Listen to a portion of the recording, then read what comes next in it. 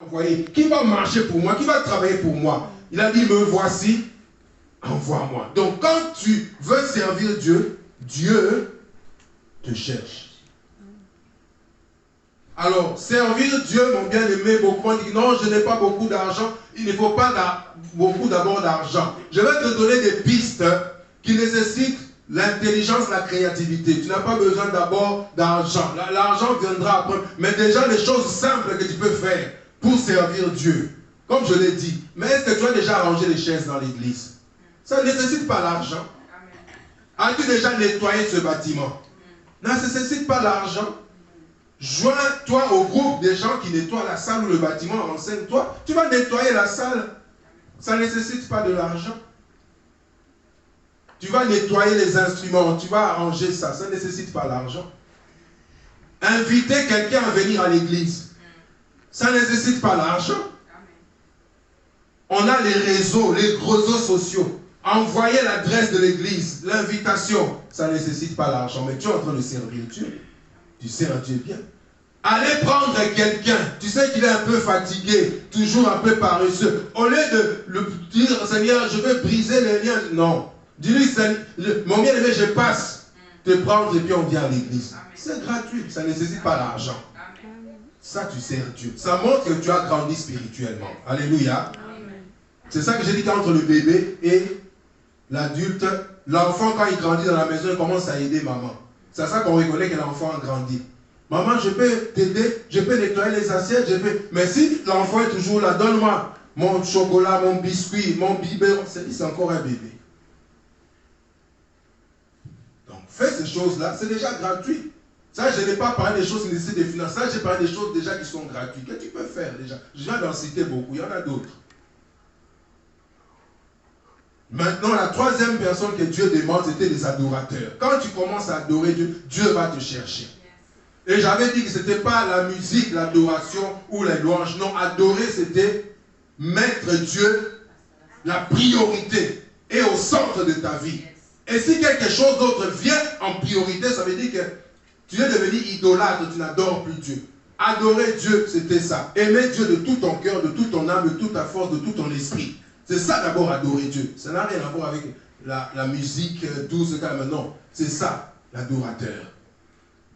Quand tu fais ces choses-là, Dieu va commencer à te chercher. C'est ça. Dieu n'aura pas besoin de chercher Dieu. Dieu cherche ces personnes-là. Quand tu deviens parmi ces personnes-là, Dieu commence à te chercher. Mais aujourd'hui, maintenant, je vais te dire ce qui va se passer quand Dieu va te trouver. Alléluia. Parce que quand Dieu cherche, Dieu sait là où aller pour trouver. Maintenant, je vais te montrer ce qui se passe quand Dieu vient te trouver. Quand tu es devenu intercesseur, Dieu t'a cherché, il vient te trouver. Qu'est-ce qui se passe quand Dieu vient maintenant te trouver? Quand tu as commencé à intercéder, qu'est-ce qui va se passer quand Dieu vient maintenant te trouver? Qu'est-ce qui va se passer quand tu commences à servir Dieu, quand Dieu viendra te trouver?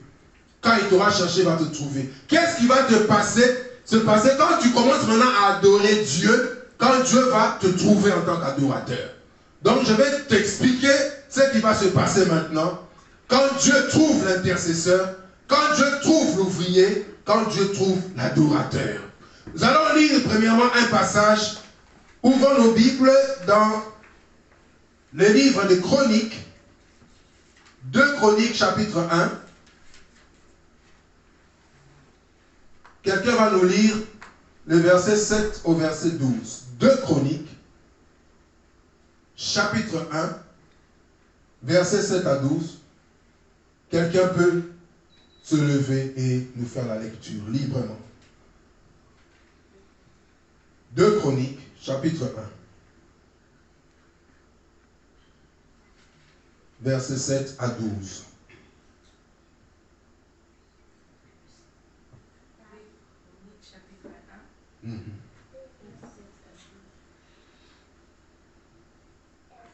Pendant la nuit, Dieu apparut à Salomon et lui dit, demande ce que tu veux, que je te le donne. Salomon répondit à Dieu, tu as traité David mon père avec une grande bienveillance et tu m'as fait régner à sa place. Maintenant, éternel Dieu, que ta promesse à David, mon père, s'accomplisse, puisque tu m'as fait régner sur un peuple nombreux comme la poussière de la terre. Accorde-moi donc la sagesse et de l'intelligence, afin que je sache me conduire à la tête de ce peuple, car qui pourrait juger ton peuple, ce peuple si grand? Dieu dit à Salomon, puisque cela, ce qui est dans ton cœur, puisque tu ne demandes ni des richesses, ni des biens, ni de la gloire, ni de la mort de tes ennemis, ni même une longue vie, et que tu demandes pour toi de la sagesse et de l'intelligence afin de juger mon peuple sur lequel je t'ai fait régner. La sagesse et l'intelligence te sont accordées. Je te donnerai un autre de richesse, c'est bien et de la gloire, comme n'a jamais eu aucun roi avant toi et comme n'y aura aucun après toi. Amen. Père, bénis ta parole, sanctifie-nous par ta vérité, ta parole est la vérité. Merci de me permettre de diminuer, que tu croisses. Merci de me permettre de disparaître, que toi tu apparaisses, tu parles à ce peuple, au nom de Jésus. Amen. Ici, c'est Salomon, la prière que Salomon a fait. Salomon a intercédé. Vous voyez, il a prié, il a intercédé. Et la Bible dit que pendant la nuit, l'Éternel est apparu à Salomon. Suivez-moi bien. J'avais dit qu'intercéder, ça signifiait prier pour quelqu'un d'autre. C'est ça, intercéder. Ça veut dire prier pour quelqu'un d'autre, plaider pour quelqu'un d'autre, pour les problèmes des autres, pour les problèmes de l'église, pour les problèmes des ministères. Pas pour toi, pour les autres. C'est ça, intercéder. Maintenant, Salomon, pendant la nuit, Dieu lui est apparu. Et Dieu a dit, Salomon, je suis l'Éternel. Demande-moi tout ce que tu veux. Je vais te donner. Ah, mes bien-aimés, tout le monde a envie de ça. Tout le monde voudrait un jour que Dieu vienne dans ta maison, dans ta chambre. Il dit, ma fille, mon fils, c'est moi ton Dieu. Bon, je suis un Shaddai. Qu'est-ce que tu veux que je te donne là tout de suite? On va écouter les requêtes. Seigneur, je veux me marier. Seigneur, je veux des enfants. Seigneur, je veux des papiers. Seigneur, je veux du travail. Seigneur, je veux de l'argent. Ça, c'est la plupart des gens. Ça, c'est vraiment des gens qui peuvent rater l'occasion. Vous savez, une fois dans une réunion, on était en train de prier. La gloire de Dieu était descendue. C'est comme une nuée. Vous voyez, vous êtes enveloppé par la colonne de nuée, la colonne de feu. Tout le monde sait que la gloire de Dieu est ici. L'Éternel est descendu. Les gens qui ne prophétisaient pas, Dieu les a saisis. Et Dieu a commencé à parler par une jeune soeur qui était là. Dieu a commencé à parler. Et il a dit à un frère qui était là, je suis l'Éternel ton Dieu. Que veux-tu que je te donne? Demande-moi maintenant tout ce que tu veux. Il a dit, Seigneur, je vais te régulariser, je n'ai pas les papiers. C'est tout ce que tu vas demander à Dieu. Mais Salomon, en tant qu'intercesseur, la Bible a dit qu'il a pensé d'abord à Dieu et à Israël et au peuple de Dieu. Il a dit, Seigneur, donne-moi la sagesse et l'intelligence afin que je puisse exercer cela pour conduire ton peuple, pour diriger ce pays, pour diriger ton peuple. Ça a plu à Dieu. Ça a touché le cœur de Dieu. Dieu a dit, ah bon, puisque tu n'as demandé ni la gloire pour toi, ni une longue vie, ni même la mort de tes ennemis. Vous voyez, Salomon n'a pas demandé la mort de ses ennemis. Il avait des ennemis, mais si c'est toi aujourd'hui, Seigneur, tue mes ennemis, envoie-leur le feu, envoie-leur la foudre. Dieu a dit, tu n'as pas demandé ni la mort de tes ennemis, ni la gloire, ni une longue vie. Il dit, ça m'a touché. Dieu lui a dit, parce que tu as pensé, n'est-ce pas, à moi, au peuple, pas à toi d'abord, je vais te donner une intelligence, une sagesse que personne n'aura jamais. Mais malgré ça, puisque tu as pensé aux autres, moi je vais penser maintenant à tes besoins. Je vais t'accorder la gloire que personne n'aura eue. Je vais t'accorder une richesse que personne n'aura. Je vais t'accorder la paix. Je vais ajouter même ce que tu n'as pas demandé. Je vais prolonger même tes jours. Je vais encore ajouter parce que tu n'as pas demandé ces choses-là. Donc ce qui n'a pas demandé, Dieu s'en est occupé. Mais bien aimé, ce qui se passe quand tu intercèdes, quand tu pries pour les autres, quand tu penses aux autres, quand Dieu arrive, il te trouve, Dieu va penser à tes problèmes sans que tu n'aies à demander à Dieu de les résoudre. Alléluia. Salomon n'avait pas demandé tout ça. Salomon, ça vient de Shalom. Shalomon.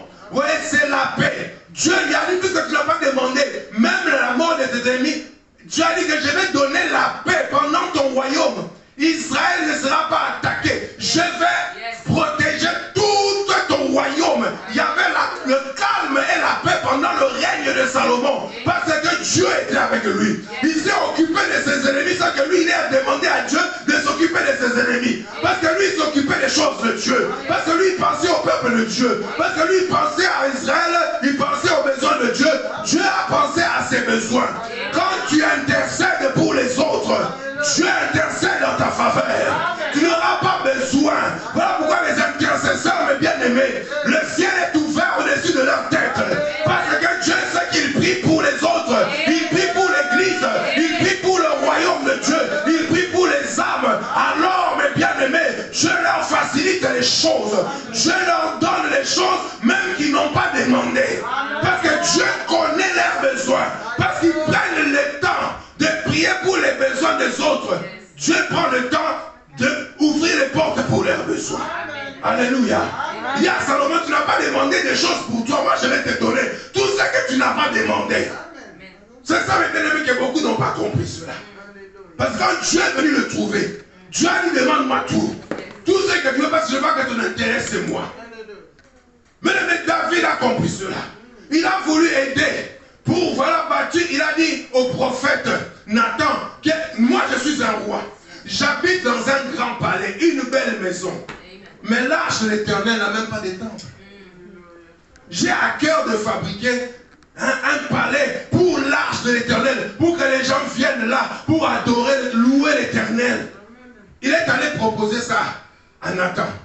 Nathan a dit, ok, je vais aller dire à Dieu ce que toi tu penses. Il est allé dire à Dieu, voilà ce que David veut. Il dit que lui, il a son palais, il dort bien, mais il se soucie pour ton arche. Dieu a dit à Nathan, va dire à David, mon serviteur, que je n'ai rien demandé. Depuis le désert, il n'y avait pas de temple pour mettre l'arche, pour accueillir ma présence. Mais puisque lui, il a pensé à moi, ce que moi j'ai demandé, il veut me bâtir une maison. Dis à David, mon serviteur, que moi je veux lui bâtir une maison. Moi je veux lui bâtir une maison plus grande que celle qu'il a. Pas seulement physique, mais une maison aussi spirituelle. Ça veut dire qu'à partir de ce jour-là, tous les rois qui vont régner en Israël seront descendants de sa tribu. Voilà pourquoi, mes bien-aimés, les rois qui sortaient d'Israël, ce n'était pas des tribus de Saül, qui est la tribu de Benjamin, non. Ils venaient de la tribu de Juda, qui est la tribu de David. Donc Dieu est venu faire asseoir le règne de David. Mais bien aimé, tu peux avoir une bénédiction, mais il faut que Dieu fasse asseoir ta bénédiction. Alléluia. C'est comme ça que David, Saül était roi, mais sa royauté n'était pas assise, puisqu'un jour il a sauté. Mais David, parce qu'il pensait au bien de Dieu, Dieu a fait asseoir la royauté de David. Tous les héritiers de David étaient sous le trône, jusqu'à ce que Jésus est né, sorti de David. Et on appelle Jésus pas le fils de Saül, mais le fils de David. Parce que Dieu a dit que ton héritier va être roi pour toujours. C'est pourquoi Christ est assis sur le trône. On l'appelle fils de David. Dieu a fait asseoir le règne de David. Dieu a fait asseoir ses descendants sur la royauté. Or Saül, aucun des enfants de Saül n'a régné après sa mort.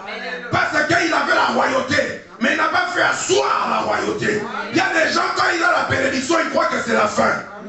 Mais maintenant, il faut que Dieu fasse asseoir ces choses. Quand tu intercèdes pour les choses de Dieu, Dieu fait asseoir ce qu'il t'a donné. Mais beaucoup de gens n'ont pas compris cela. Non, moi je ne vais plus prier pour les gens. Moi j'ai déjà eu mes papiers. On peut t'arracher les papiers. Il y a quelqu'un qui avait la nationalité belge. Il a fait quelque chose dans ce pays qui ne se fait pas.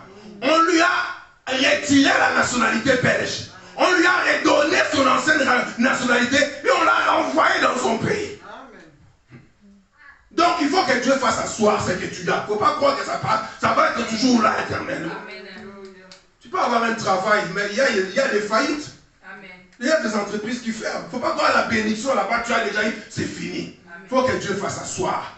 Quand tu pries pour les choses de Dieu, Dieu fait asseoir les bénédictions qu'il te donne. C'est comme ça que David a fait asseoir. Salomon, Dieu a dit que je vais te donner ce que tu n'as pas demandé. Quand un intercesseur prie pour les autres, il pense aux autres, Dieu pense à lui. Dieu, quand tu fais des choses de Dieu, n'est-ce pas, Dieu pense à toi. Amen. Quand il vient te trouver. Voilà pourquoi il y a des besoins que l'intercesseur ne demande même pas. Parce que Dieu est en train de donner ces choses-là. Parce que pendant ce temps, lui, il prie pour les choses de Dieu. Amen. Amen. Il y en a qui croient que non, je n'ai pas eu le temps de prier pour me répéter. Non, non. Quand tu as pensé aux autres, Dieu va s'occuper de toi. Vous savez, il y a une réunion où les gens sont venus pour la guérison. Cette femme avait une forte onction de guérison. La salle était déjà remplie de malades. Il y a quelqu'un qui était là. Et il était dans son fauteuil roulant. Tous ici, les reins étaient déjà abîmés, pourris. Mais il n'y avait plus de place. Et quelqu'un était dehors, sur un lit.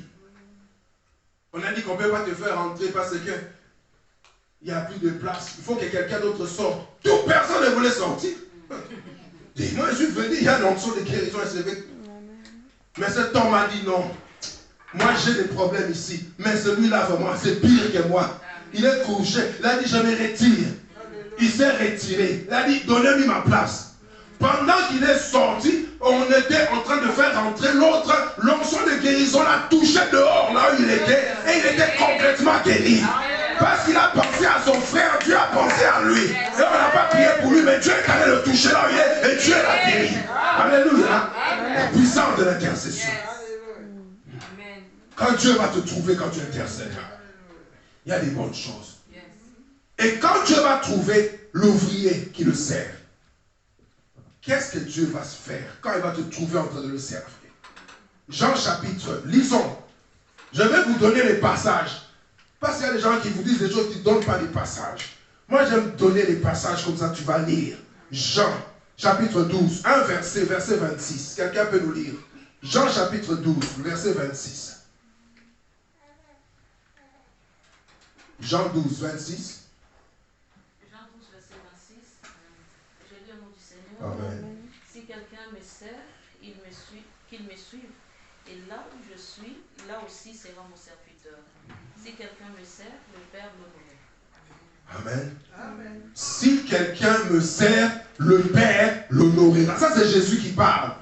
Il dit, si quelqu'un me sert, le Père l'honorera. Il n'a pas dit le pasteur va l'honorer. Ou l'église va l'honorer, ou son ministère va l'honorer. Non, le Père l'honorera. Donc quand tu sers Dieu, c'est le Père qui va t'honorer. Ici, honorer, ce n'est pas recevoir l'honneur, non. Honorer, ici c'est comme les honoraires, c'est un salaire. Les honoraires, c'est comme un salaire. Dieu va le payer. Vous voyez, Dieu ne dit pas seulement avec la bouche. La parole de Dieu manifeste la puissance de Dieu. Pour faire quelque chose, Dieu parle et la chose arrive. Il dit, il va l'honorer. Donc, il va le récompenser. Il va le payer. C'est pourquoi, mes bien-aimés, quand Dieu cherche, n'est-ce pas, un ouvrier, quoi qu'il puisse faire, quand Dieu va venir le trouver, Dieu va venir pour l'honorer, pour lui donner quelque chose, pour le payer. Parce que Jésus dit que l'ouvrier mérite son salaire. Et quand Dieu dit ça, n'est-ce pas, Jésus est en train de dire que non, il disait ça à ses apôtres. L'ouvrier mérite son salaire. Et qui est-ce qui paye l'ouvrier? C'est son patron. Toi, tu ne travailles pas pour quelqu'un, mais tu travailles d'abord pour l'Éternel, ton Dieu. N'attends pas ça que les hommes te récompensent, ils sont limités. Attends-toi la récompense qui vient de l'Éternel Dieu. Parce que lui te donnera ce que l'argent ne peut pas donner. Il te donnera ce que un homme ne peut pas donner. C'est pourquoi Jésus, je vous ai dit, mon bien-aimé, fais quelque chose pour l'Éternel dans sa maison. Tu es en train de passer à côté des bénédictions. Il y en a qui croient que non, à force de crier, j'arrache des bénédictions, tu vas arracher ça de la main de Dieu. Le lion de Judas, s'il ne veut pas lâcher, tu ne prendras pas. Amen. Jésus dit, personne ne me prend ma vie. Ça, c'est dans l'évangile de Jean. Il dit que personne ne me prend ma vie. C'est moi-même qui la donne. J'ai le pouvoir de la donner et j'ai le pouvoir de la reprendre. Voilà pourquoi il a laissé qu'on le tue. Parce qu'il savait que le troisième jour, il reviendra à la vie. C'est pourquoi il dit que personne ne peut me ravir ma vie. C'est moi-même qui la donne. Et j'ai le pouvoir de la donner et de la récupérer. Jésus dit l'ouvrier mérite son salaire. C'est pourquoi Jésus dit que si quelqu'un donne un verre d'eau à un prophète, à un serviteur de Dieu, il recevra la récompense aussi.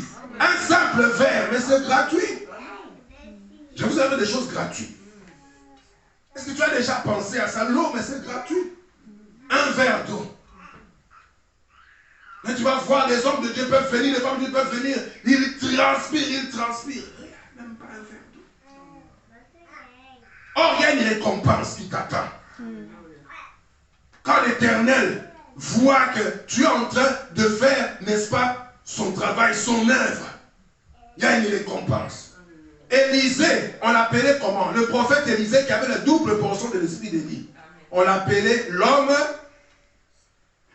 qui versait l'eau sur les mains d'Élie. Donc c'était comme un domestique. Mais le fait qu'il faisait ça, le jour où Élie avait besoin d'un héritier, c'est Élisée qui a reçu la double onction. Mais lui, ce qu'il faisait, c'est laver les mains d'Élie, c'est tout. Mais il faisait l'œuvre de Dieu. L'œuvre de Dieu, ce n'est pas toujours ce qu'on croit, qui voit, qui est visible, non. Tu le fais pour le Seigneur. Il y a une grande récompense derrière. Il ne faut pas croire que c'est petit, non. Il n'y a rien qui est petit quand tu fais ça pour l'Éternel. Amen. Mais bien aimé, il y a une femme qui a eu une vision. Mais cette vision-là a changé toute sa nation. Je parle de la maman de Moïse. Non pas seulement de Moïse, devant le buisson ardent. Mais bien aimé, la maman de Moïse, n'est-ce pas, on parle d'elle avec son papa dans le livre d'Hébreux, chapitre 11. On dit que c'est par la foi que les parents de Moïse ont caché Moïse qui était le bébé. Parce qu'à l'époque, Pharaon tuait les garçons. Il disait, si vous avez un garçon, vous le tuez. Mais par la foi, cette maman, son travail, c'était seulement de garder Moïse vivant. C'est tout.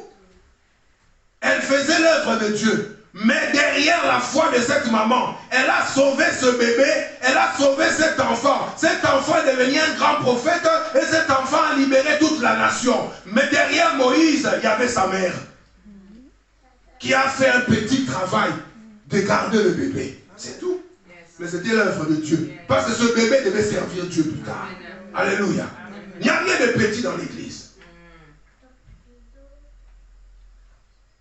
Il a fait l'œuvre de Dieu. Sers l'Éternel de cette manière. Dieu manifestera sa gloire. Quand il va te rencontrer, il va te payer. C'est ce que le Seigneur est en train de dire ici. À payer. L'ouvrier mérite son salaire. Et Dieu, ta récompense viendra de la part de l'Éternel. Tu ne vas pas attendre quelque chose. Dieu a dit à Job, de qui suis-je le débiteur? Sur la terre, tout m'appartient, je le payerai. Dieu n'a pas de dette. Mais il y en a qui courent vite pour croire être béni. Mais celui qui travaille pour l'Éternel, Dieu prend soin de lui. Dieu le nourrit, Dieu le vêtit, Dieu s'occupe de lui. C'est pourquoi Jésus a dit, cherchez premièrement le royaume et la justice de Dieu. Il dit que ne vous inquiétez pas de quoi vous serez vêtus, de ce que vous allez manger. Et Jésus dit, ces choses, ce sont les païens qui les recherchent. Ah bon? Donc beaucoup de gens ont les mêmes requêtes que les païens. Mais oui, parce que les païens cherchent la même chose que toi. Les vêtements, la nourriture, la maison, l'argent, les voitures, toi aussi tu cherches de ça. Donc, où est la différence? La différence, ce sera quand toi tu sers maintenant le royaume de Dieu. C'est que le païen ne fait pas. C'est pourquoi Jésus a dit, cherchez premièrement le royaume et la justice de Dieu. Toutes les autres choses vous seront données par-dessus gratuitement. C'est ça que beaucoup ne savent pas. Pendant qu'ils sont en train de chercher l'Éternel, Dieu s'occupe de toi, de prendre soin de toi. C'est ça, mes bien-aimés. Regardez, tu peux servir Dieu même avec ce que tu as, les talents naturels. Est-ce que tu ne sais pas coudre? Mais si un homme de Dieu a besoin que tu puisses coudre un bouton qui est cassé d'un costume ou quoi, mais tu peux coudre. Tu connais, tu peux mettre tes talents au service de l'église. Non, moi je vais faire des tenues pour les chantres. Mais tu cours. Dieu va te récompenser. Amen. Actes des Apôtres, chapitre 10, la Bible dit qu'il y a une femme qui s'appelait Tabitha. Qu'est-ce qu'elle faisait dans l'église? Elle était en train de coudre les vêtements pour les mamans, c'est tout. Mais c'était du travail. Dieu l'a récompensé. Parce qu'un jour comme ça, Tabitha, qu'on appelait Dorcas, est décédée. Mais les femmes ont allé chercher l'apôtre Pierre pour dire que non, viens. Il y a Tabitha qui est décédée. Regarde, ils ont montré l'apôtre Pierre. Regarde les vêtements qu'elle cousait pour les femmes. Elle ne peut pas partir comme ça. Ils ont commencé à pleurer. Les vêtements parlaient pour Tabitha. Les vêtements qu'elle a fait pour l'œuvre de Dieu criaient devant l'Éternel. Cette femme a cousu pour toi. Cette femme a cousu pour les mamans de l'église. Cette femme a cousu pour les apôtres. Il faut que le Seigneur puisse faire quelque chose parce que l'ouvrier mérite son salaire. L'apôtre Pierre a imposé les mains, dit Tabitha, reviens à la vie. La résurrection est entrée dans son corps. Et elle est revenue parce que Dieu l'a payée par la résurrection. C'est que l'argent et les vêtements ne pouvaient pas donner. Mais parce qu'elle servait l'Éternel, les vêtements criaient pour elle. Ce qu'elle faisait pour l'Éternel a crié pour elle. Elle est revenue à la vie. Ce n'est pas tous les femmes que les gens sont allés chercher, mais c'était elle. Car on est allé chercher l'apôtre Pierre pour qu'elle revienne à la vie. Parce que ses vêtements ont parlé pour ce qu'elle faisait à l'église. Elle n'a pas eu besoin d'intercéder, elle était morte. Mais ce qu'elle a fait a crié devant Dieu. Ce que tu fais pour l'Éternel parle devant Dieu pour toi. Tu auras la facilité de recevoir les choses. Voilà pourquoi des gens qui ont à peine le temps d'ouvrir la bouche, Dieu a déjà exaucé. Isaïe 65 le dit. Avant que les paroles sortent de ta bouche, je t'aurai exaucé. Avant qu'il monte de son cœur, je t'aurai déjà exaucé.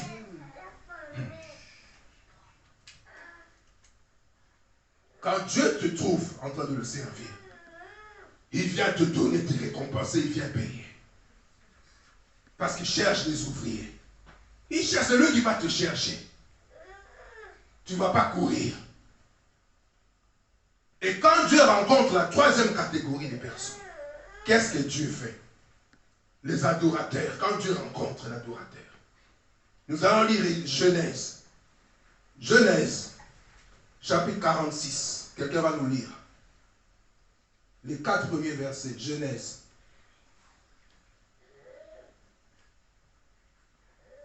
« 1 à 4, Genèse 46, 1 à 4.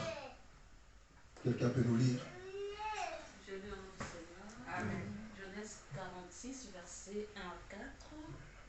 Israël partit avec tout ce qui lui appartenait. Il arriva à Beersheba et il offrit des sacrifices au Dieu de son père Isaac. Dieu parla à Israël dans une vision pendant la nuit et il dit « Jacob, Jacob ». Israël répondit « Me voici ». Et Dieu dit, je suis le Dieu de ton père. Ne crains point de descendre en Égypte, car là je te ferai devenir une grande nation. Moi-même je descendrai avec toi en Égypte, et moi-même je t'en ferai remonter, et Joseph te fermera les yeux. Amen. Amen. Ici c'est Jacob. C'est le moment où on lui a dit que Joseph est vivant. Joseph que tu croyais mort est vivant, il est en Égypte. Il a envoyé des chars pour te changer, toi et toute ta famille. Et pour que tu ailles en Égypte, là où il est en train de t'attendre, parce qu'il est devenu un grand gouverneur. À ce moment-là, Jacob maintenant ne s'est pas précipité vers la bénédiction. Il est d'abord allé adorer l'Éternel. Il y en a qui adorent la bénédiction, mais ils ne veulent pas adorer celui qui bénit.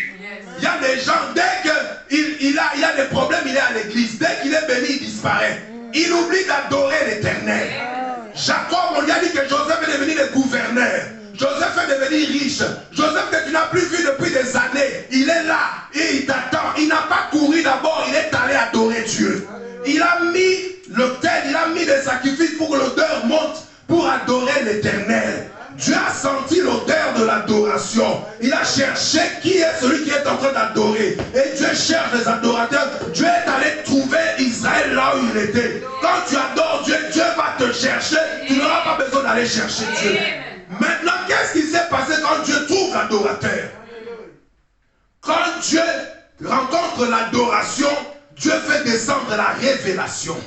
Parce que c'est là que Dieu a révélé quelque chose à Israël qu'il ne connaissait pas. Il a dit que ne crains pas de descendre en Égypte. Vous voyez, parce qu'il ne faut pas aller dans les endroits parce qu'il faut aller. Il faut d'abord chercher la volonté de Dieu.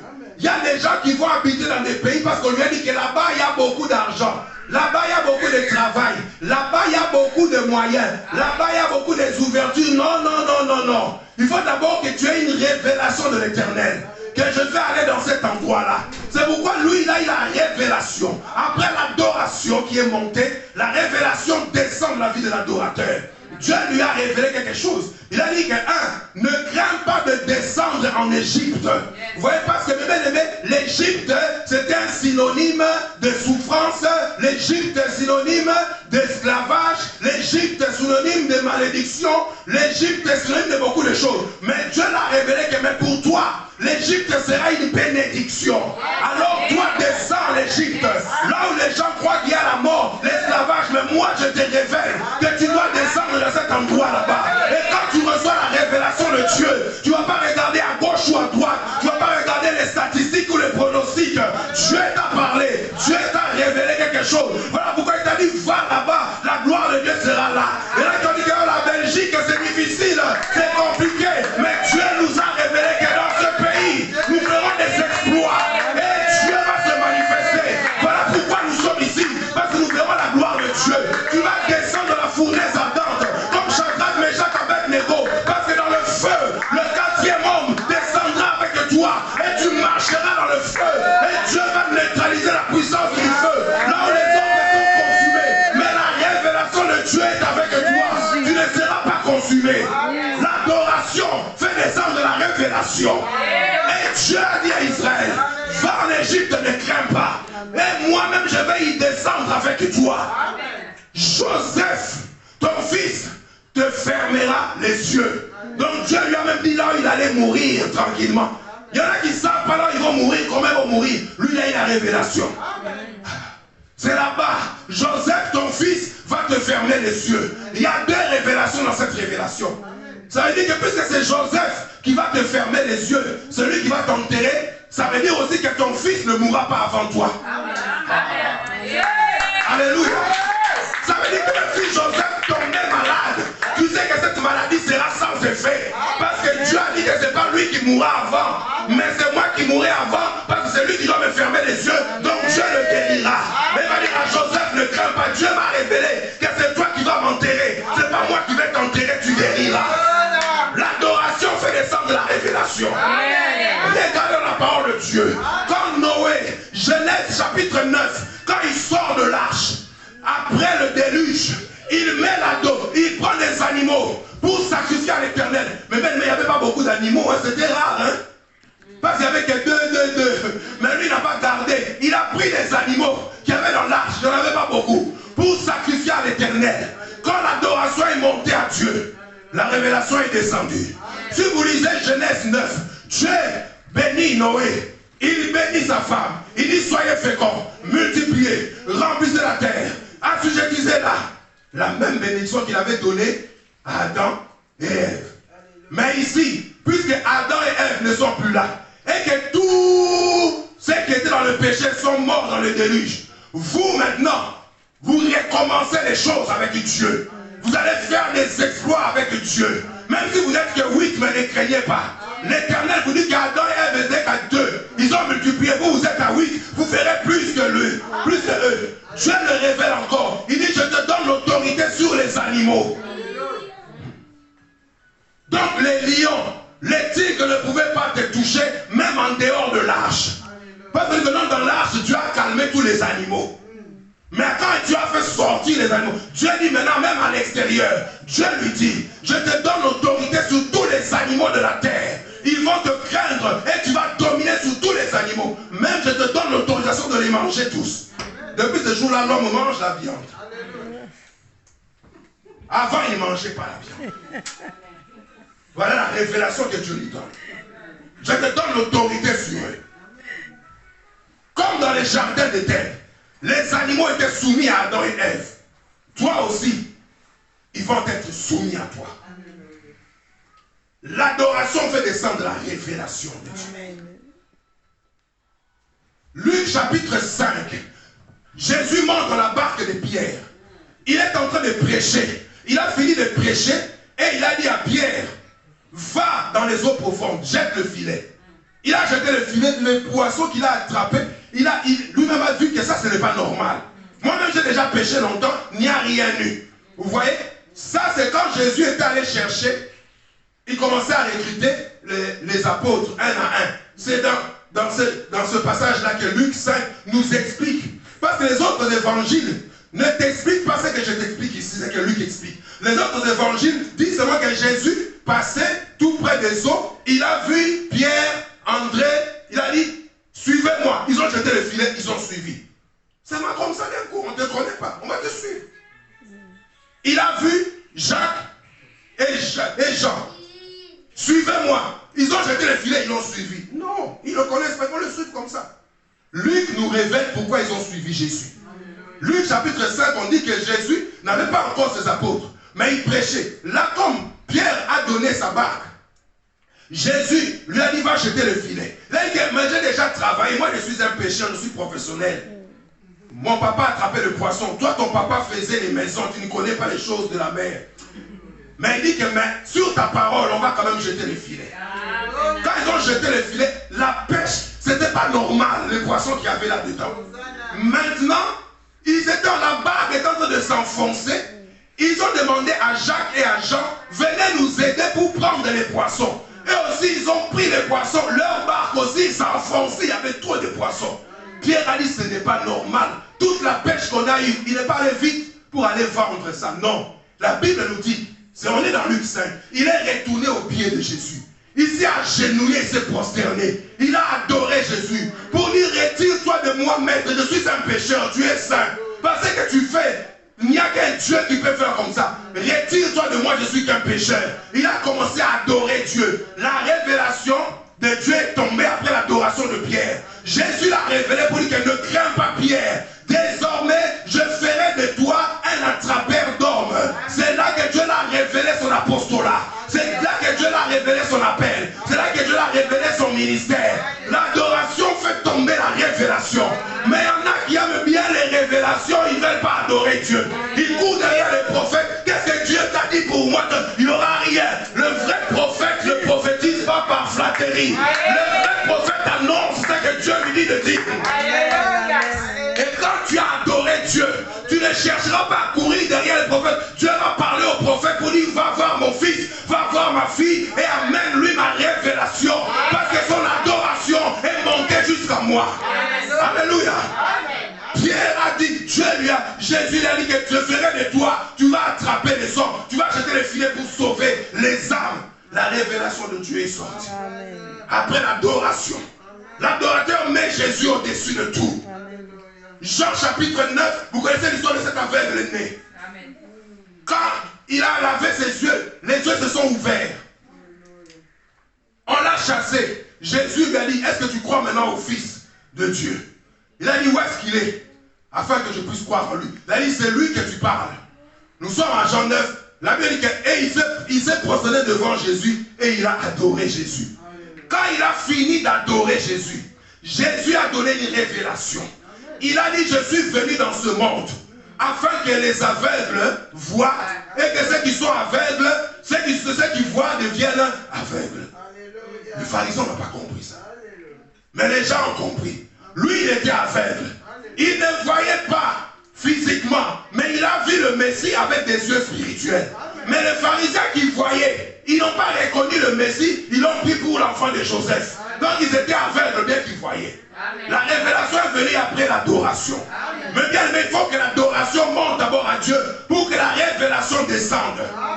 Et c'est là que, mes bien-aimés, les choses vont changer. L'adorateur met Dieu en priorité. Voilà pourquoi l'adorateur ne peut pas rater une réunion d'adoration.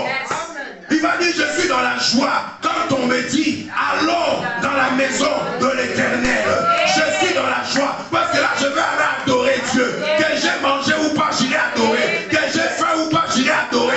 Que je suis malade ou pas, j'irai adorer. Qu'on m'a abandonné ou pas, j'irai adorer. Parce que j'aimerais l'Éternel, mon Dieu, de tout mon cœur, de toute mon âme, de toute ma pensée. Qu'il neige, qu'il vente ou qu'il pleuve, j'irai adorer l'Éternel.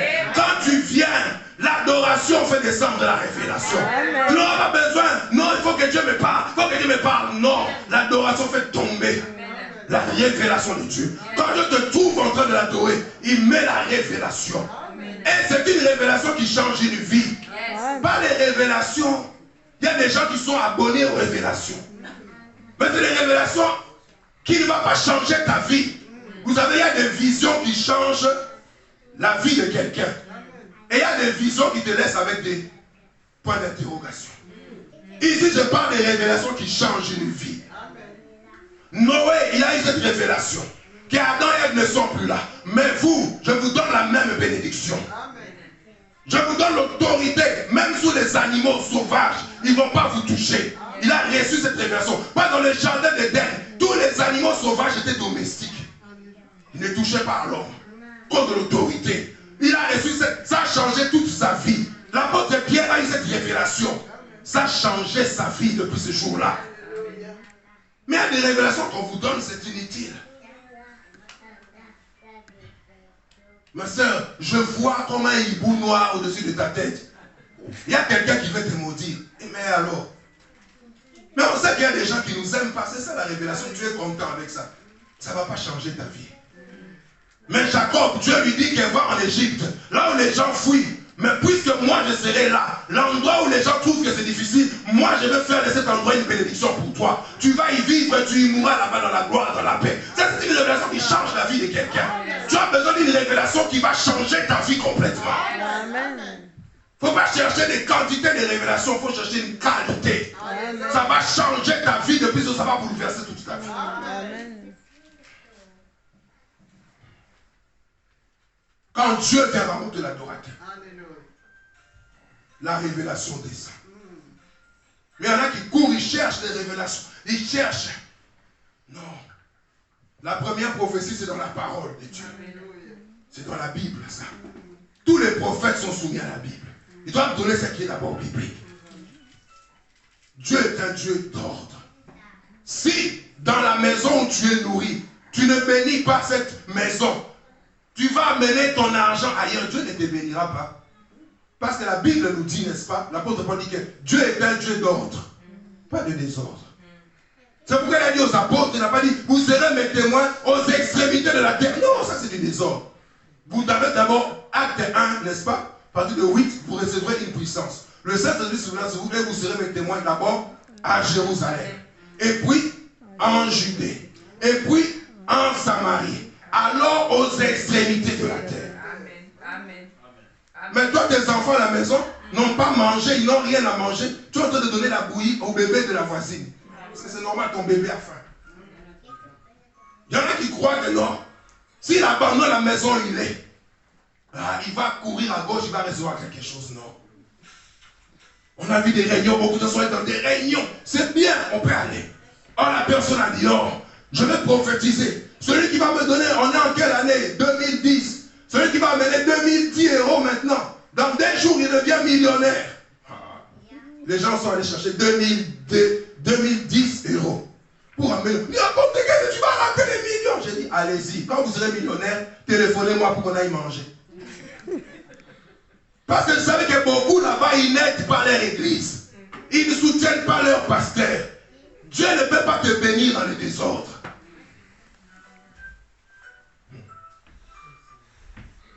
Après les 2 jours là-bas, j'ai attendu les millionnaires.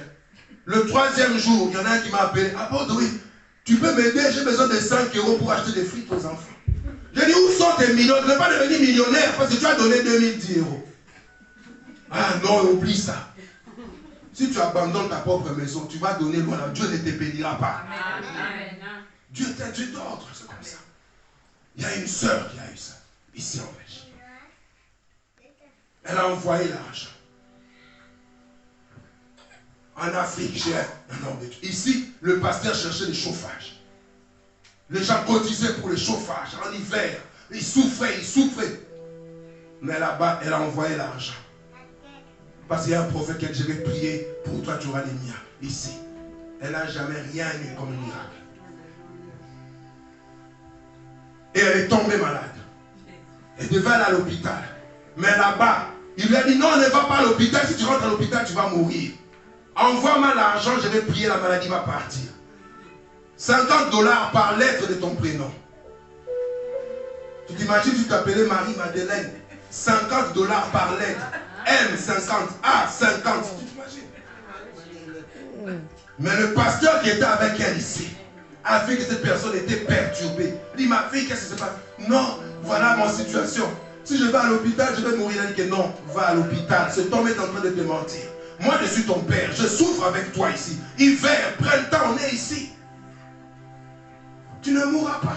Elle est allée à l'hôpital le matin. Le soir, c'était déjà fini. Elle est sortie en forme. Donc, ce qu'on lui donnait là-bas, c'était faux.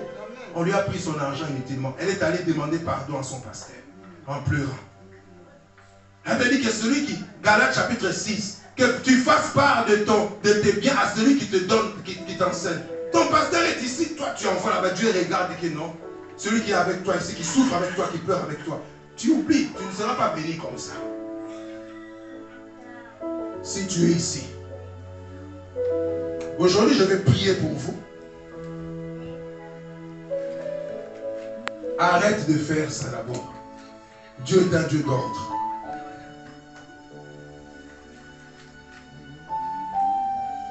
Si tu veux, maintenant tu as compris cela. Tu veux faire quelque chose pour l'œuvre de Dieu, pour ta maison. Je dis que il y a